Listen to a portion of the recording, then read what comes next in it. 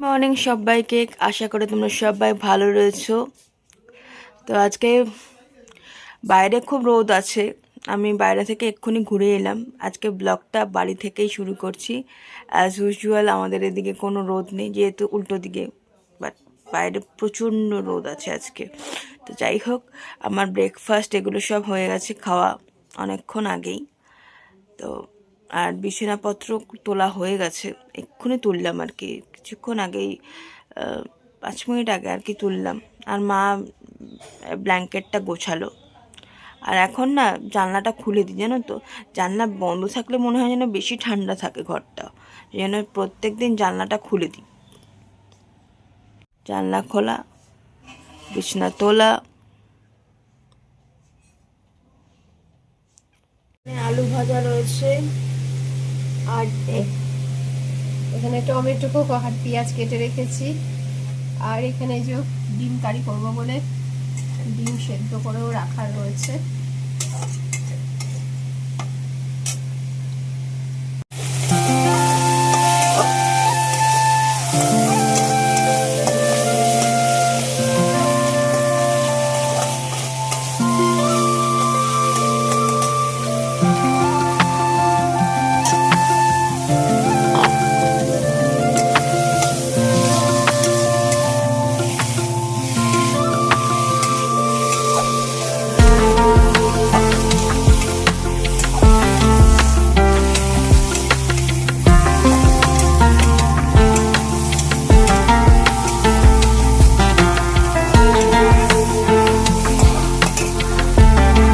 Plane ডিমের ঝোল রান্না হচ্ছে, কোনো রেসিপি হচ্ছে না।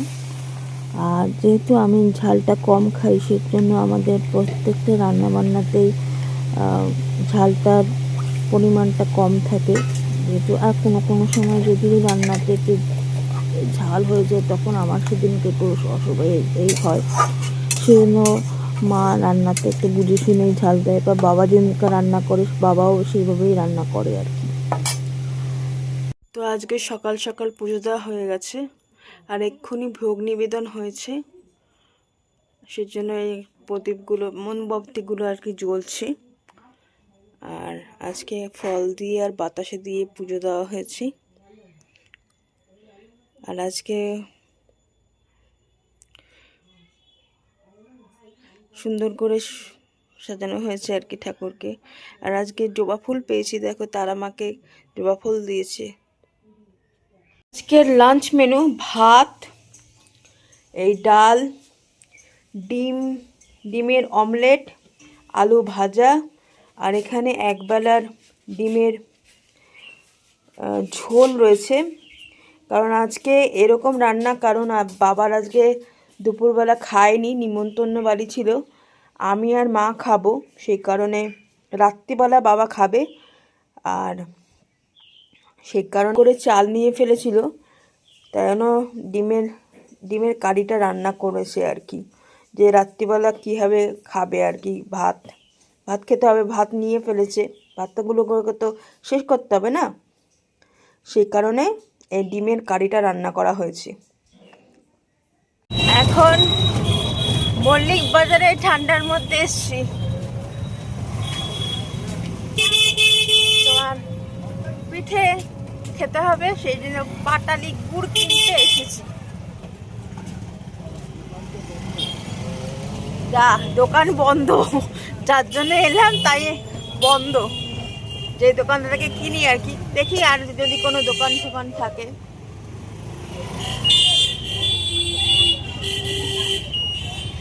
লাখ খারাপ,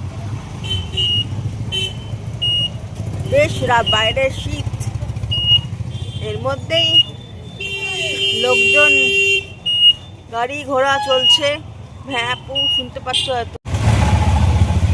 এই যে এই দোকানটা বন্ধ, এটাই হচ্ছে ইয়ের দোকান, বাট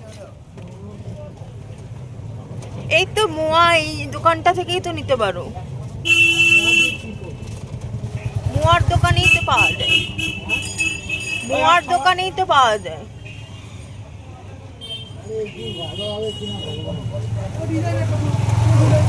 মার্কেটটাতে ঠাকুর পাওয়া যায়, এখন বন্ধ। পুজোর আগে এই মার্কেটটা জমজমাট থাকে। এই বটতলার কাছে এলগিন এই হাইল্যান্ডের ফ্ল্যাটগুলো আমার বেশ ভালো লাগে, জানো তো দেখতে। মানে বানিয়েছিস খুব সুন্দর, কিন্তু এই পাশেরটা কনস্ট্রাকশন পড়েই রয়েছে, কনস্ট্রাকশনটা শেষ হচ্ছে না, কিন্তু এলগিনের ভিতরে ঢুকতে দেয় না। আর খুব দাম এখানে ফ্ল্যাটগুলোর আর কি, বাট খুব সুন্দর। ওই দোকান থেকে, মোয়ার দোকানটা থেকে বাবা এক রকমের মোয়া কিনেছে। মোয়া আমি খাই না, কিন্তু কালকে মা একটা মোয়া দিয়েছিল, এত ভালো খেতে ছিল, মানে বেশ ভালো খেতে ছিল।